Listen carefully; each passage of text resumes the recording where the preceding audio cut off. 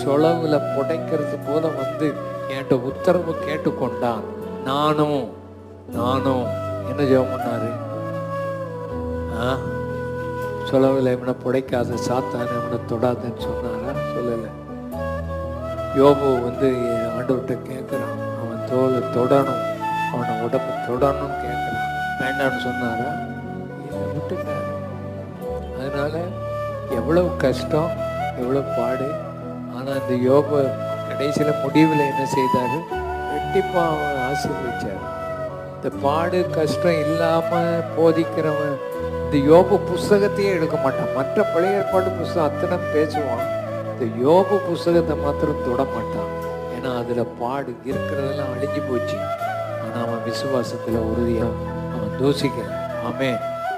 இந்த பேதுரு அவன் ஆண்டவரை மறுதலிச்சிட்டாலும்